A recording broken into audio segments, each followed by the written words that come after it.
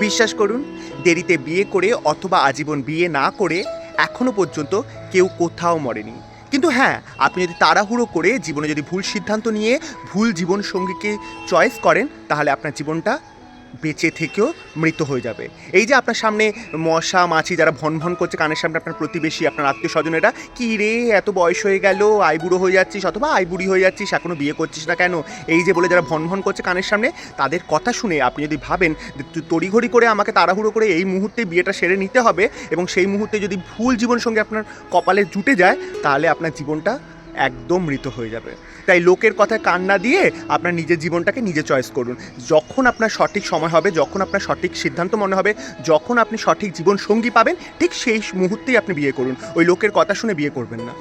বুঝতে পেরেছেন? বিয়েটা কি জানেন? বিয়েটা কি? বিয়ে হলো আপনি 2 বছর ধরে ধরুন আপনার সঞ্চিত বেতন জমিয়েছেন, অথবা আপনার ধরুন বাবা ছোট্টবেলার থেকে আপনাকে নিয়ে স্বপ্ন দেখে দেখে আপনার জন্য অনেক টাকা পরিশ্রম করে জমিয়েছে, সেই টাকাগুলোকে ধ্বংস করে আপনি ধরুন ভাবছেন যে 500 লোককে খুশি করে খাওয়াবেন।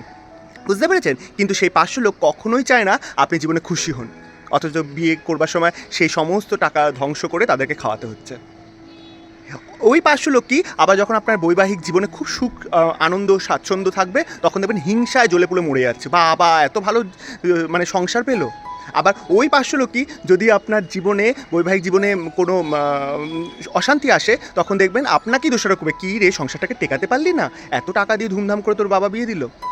তাই বিয়েটা হচ্ছে জানেন তো নিজের জন্য, বিয়েটা নিজে দুজনের মানুষকে মনের সাথে মনের বৈবাহিক বন্ধন। ওই 500 লোককে 1000 লোককে খাইয়ে যারা বদনাম করবে, আপনার খাবারে নুন কম ছিল, ডাল কম ছিল, চিনি কম ছিল, এই খাবারটা হলে ভালো হতো, সেই ধরনের আর করবেন না। বিয়ে করুন, সঠিক সময় করুন, সঠিক জীবনসঙ্গী পেলে তবেই করুন। ওই লোককে খাওয়ানোর জন্য, লোককে খুশি করার জন্য করবেন না। ওগুলো বদনামি করে পিঠ পিছে, আমি দেখেছি।